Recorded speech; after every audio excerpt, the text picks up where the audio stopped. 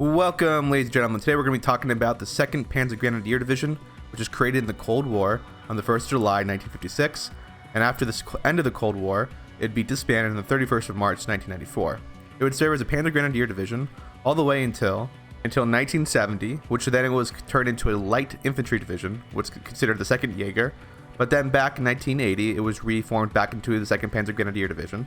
The division was headquartered in Marburg.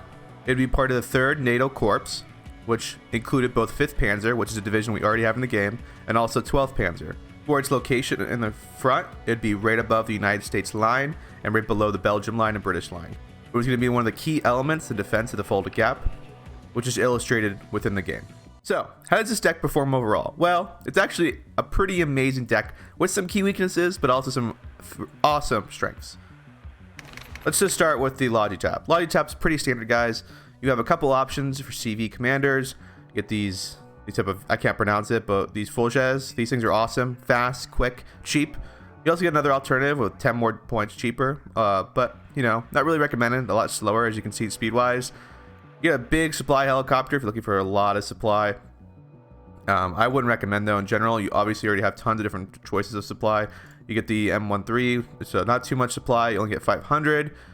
But you can get these trucks, though, which carry tons of supply, get decent availability.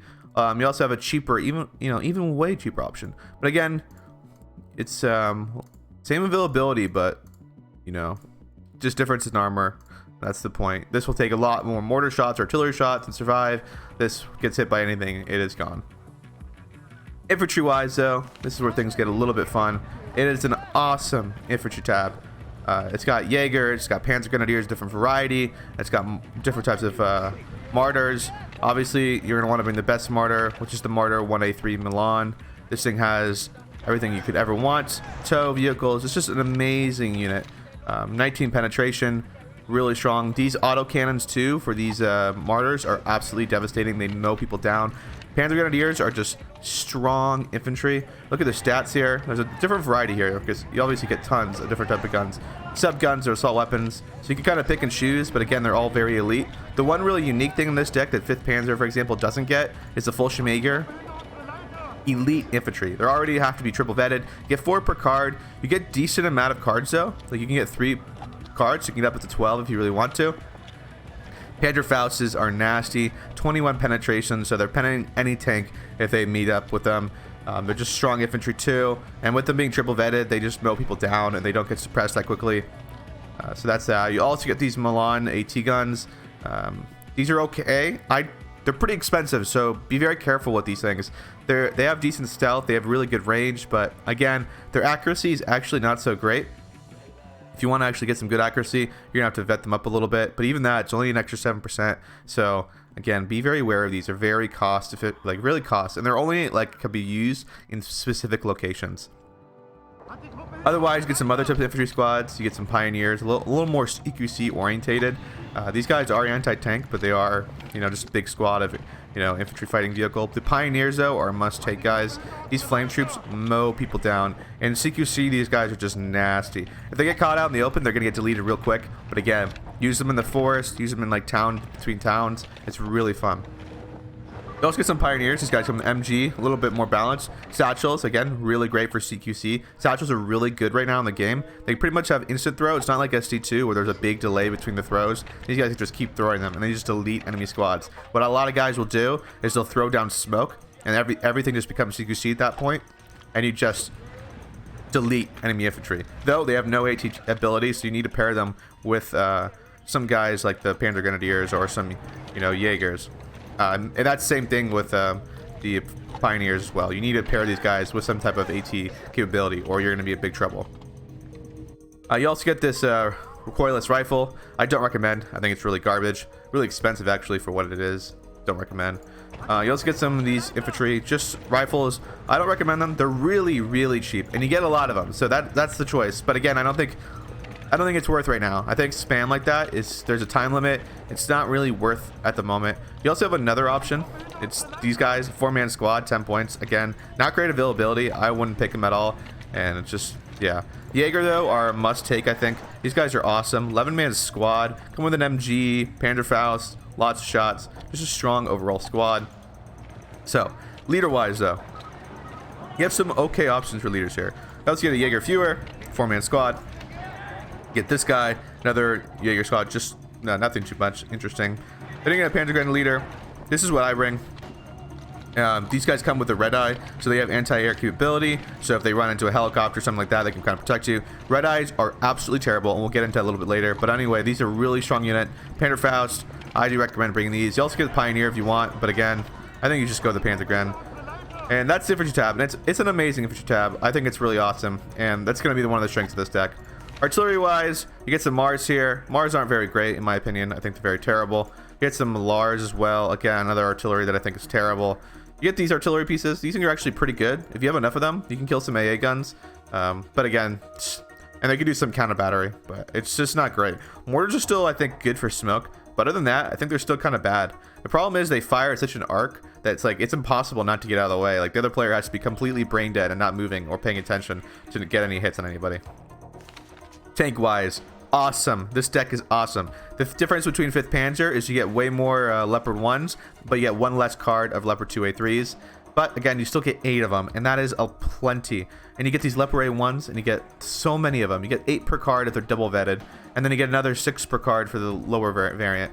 And these things are nasty. These things just destroy people. 15 pen can take most hits. Most HGMs do not kill them one shot. Most tanks do not kill them one shot. These things are awesome. You also get a command tank here. You get 2 of them, Leopard 1. You can pair these with like your Leopard 2A3s, giving them the triple vet and making the tanks absolute beasts. You also have these 40-point tanks. You could utilize these. They're pretty cheap, but again, it's like, why would you bring these when you could bring, you know, these 60-point ones instead that just perform a lot better overall in every regard.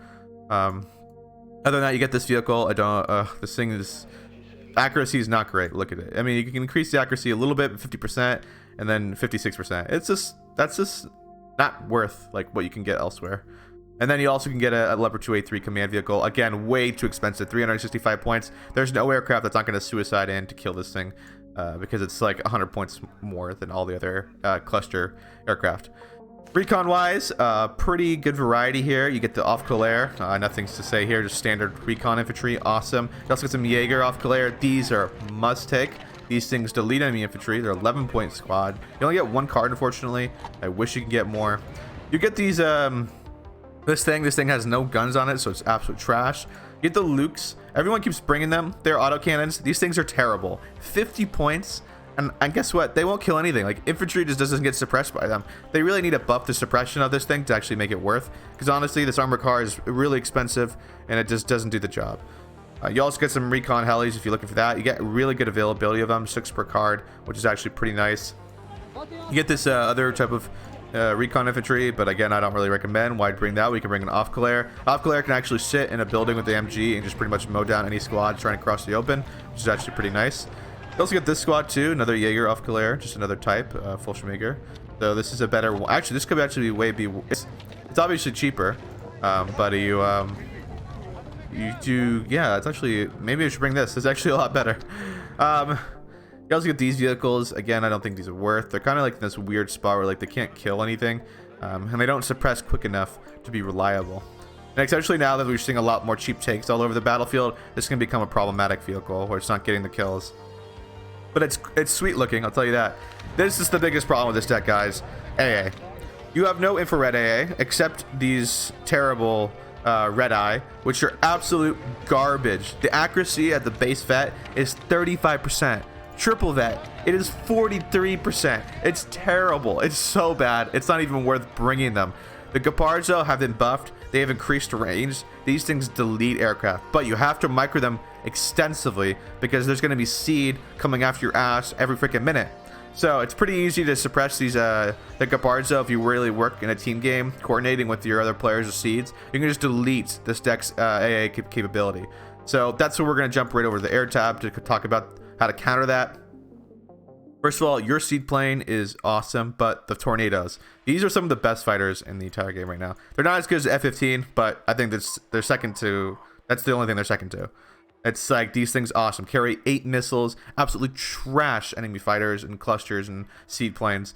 it's a must take, honestly, because you're gonna have to rely on these fighters to really cover your ass with the good parts. Because if a player is really coordinated, knows what he's doing, and especially if he's working with his teammates, you're just gonna get messed up in this category. So this is where you need to be working really well with your aircraft. So tornadoes, you can get 2 cards of them if you really want to, but you get 2 per card. Difference is if you triple vet them, you get some better accuracy. But again, you just start, these things just lob missiles like mad, and they're pretty, you know, they hit. Other than that though, the tornadoes are here. They're kind of bugged right now. They're supposed to drop low altitude, but sometimes they're dropping at high altitude, and I don't really understand why. So these things are actually pretty nasty. Anything that gets, any infantry that gets caught in this are just gone. They do not kill tanks though, and they do not kill like armored, any type of armored vehicle. So don't try to use them for that. But they, and you see an infantry blob, drop this, deletes. It's only 175 points. So if you see like 4 or 5 more infantry walking in a blob, this is the vehicle to use. Clusters, pretty awesome here. These things drop at decent altitude. They'll delete most tanks and armored vehicles. Anything that's a heavy tank though, you're gonna need 2 of these to kill. It will not kill on 1 hit unless it's like showing like rear armor, but in general that's just never the case. These F4s though, absolutely delete anything it hits. Really expensive bomber though, but delete. They'll delete tanks, they'll delete infantry. These are awesome. They come in close though, so low altitude, so be very wary of that. The seed fight, these things are awesome too. There's another tornado, but with seed on it. This thing is a beast. It is awesome. I just can't get over how good it is. Everything else though, these things are okay. Their rocket planes are terrible, don't recommend. AT again, not so good. This thing does have 30, but accuracy is horrific. That's a big problem in this game, is the accuracy, and you don't get much better when you vet up. Hurricanes, AA, again, I don't recommend these. They're just gonna get deleted by enemy AA, and they're also gonna get deleted by anybody who has an enemy fighter. Napalm, which isn't a cheap napalm plane. You can open up with this, but again, not too much napalm category. Another HE bomber, an okay HE bomber, but again, I don't recommend this over the F4 or the Tornado MW1s. So that's just me. You also get the Tornado AT. This thing can be pretty good actually, but I think there's other things you should prioritize in your air tab. Helicopter wise, it's absolutely garbage here. You can get these helicopters, they're 50 points, they're actually pretty cheap. But again, if you have to sacrifice any tab, I would sacrifice this tab, honestly. It's got decent range, but players are microing pretty well nowadays, smoking off their tanks so they can run into these things. And these things are fragile. If anything, AA looks at them, they're gone. And they have no AA capability, so if they have to, you know, they can't shoot infantry, they can't shoot enemy helicopters or aircraft, so it becomes pretty problematic for me. Overall though, the deck is a really strong deck. It's in a nice spot. It's one blatant weakness is its AA tab that you got to really kind of play to defend. But other than that though, infantry tab is awesome, tank tab is awesome, RD is standard, Lodge is standard, air tab is pretty awesome as well. So recon tab is not the best in the game, but still pretty strong. And anyway guys, thanks for watching. Tell me what you guys think about this deck. Be really curious, and I'll see you guys around.